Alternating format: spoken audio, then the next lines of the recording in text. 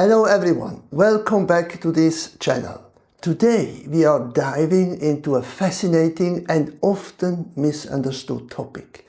Did you know that Turkish Muslims announced the call to prayer, the so-called adhan, for nearly 2 decades in Turkish and not in Arabic?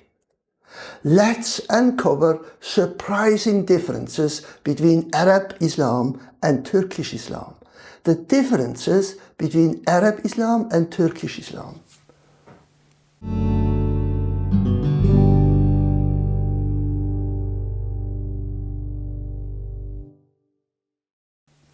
You might be surprised to learn that while both groups share core beliefs, their practices, history and cultural expressions of Islam can differ significantly. Stick around to learn when and why these differences began, why tension has existed between Arabs and Turks historically, and what the Hagia Sophia in Istanbul symbolizes in this context, and who some consider the true Muslims, Turks or Arabs. By the end, you will have a clearer understanding of how Islam is practiced differently across these regions and why these differences matter even today. And if you want an even deeper dive into this topic, check out my book, Ask Your Muslim Friend, where I cover this section in 1.6.12. The link is in the description below. Let's get started. The divide between Arab and Turkish Islam dates back centuries, primarily to the rise of the Ottoman Empire. During the Ottoman period, Turkish forces conquered large portions of Arab lands, including the two holiest cities in Islam, Mecca and Medina. For many Arabs, the memory of this conquest remains painful, leading to historical grudge against the Turkish rule. As you can see in this map from section 1.1.5 of my book, the Ottoman Empire controlled a vast portion of the Arab world for centuries. The occupation and oppression experienced during this time left scars that are still visible in Arab-Turkish relations today.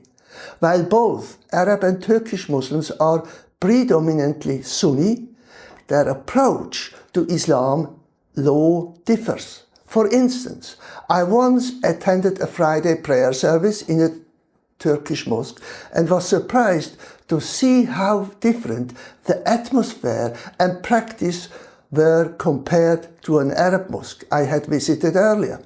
Here are some key distinctions. First, the schools of Islamic law.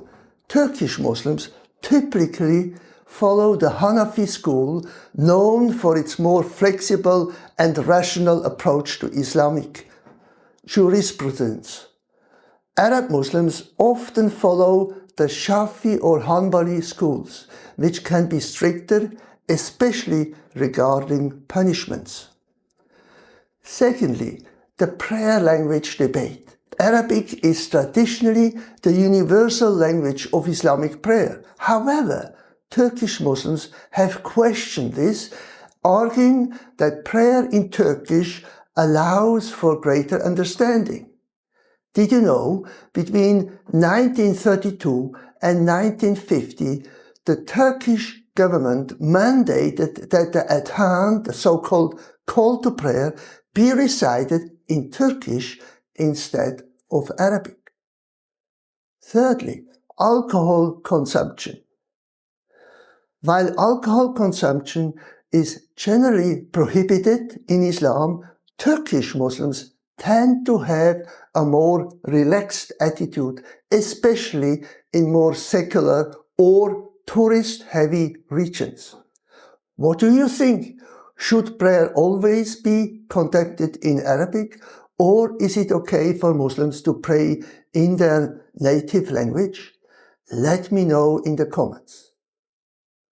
Turkey's religious landscape underwent a dramatic transformation under Mustafa Kemal Atatürk, who implemented sweeping reforms to separate religion from the state, modernize Turkish society, and align the country more closely with Western secular principles, who secularized the state after the collapse of the Ottoman Empire in 1923. Atatürk banned Islamic courses, discouraged religious attire, and introduced secular education. In contrast, Saudi Arabia, a key representative of Arab Islam, follows the strict Wahhabi interpretation of Islam, enforcing Sharia law across the kingdom. However, under President Erdogan, Turkey has seen a resurgence of Islamic conservatism, a move that has raised eyebrows both domestically and abroad. A powerful symbol of this shift is the Hagia Sophia building in Istanbul. Its reconversion into a mosque in the year 2020 sparked international debate, with many Western governments and UNESCO expressing concern about the altering a site of a shared cultural heritage. Here is a quick historical timeline. Built in 537 AD, it was built as a Christian cathedral. Then it was converted into a mosque in 1453 after the Ottoman conquest. Turned into a museum, it was in 1935 by Atatürk's secular government. And then it was reconverted into a mosque in the year 2020, sparking international debate. For many Arab Muslims, this move was a statement of Turkey's Islamic revival. But for Turkish Muslims, it represented reclaiming their Islamic heritage. What is your take? Museum or mosque? Drop your opinion below. The historical rivalry has also fueled present-day prejudices. Let me share a personal story. Once I visited an Arab-dominated mosque and mentioned that I also visited a nearby Turkish mosque. My Arab friend immediately grew tense, cautioning me against going there, saying that Turkish Muslims aren't real Muslims and warning that their practices deviate from true Islamic teachings. The intensity of his response left a lasting impression on me, highlighting just how deeply these divisions still resonate today. The reaction was immediate. My Arab friend warned me against going there, saying Turkish Muslims aren't real Muslims. So how can Christians and Muslims discuss these sensitive topics without causing friction? Ask, don't argue. Start conversation with genuine curiosity rather than debate. Focus on shared values like grace, respect, and compassion. Use biblical principles to promote an understanding, such as love your neighbor and seek peace with all people.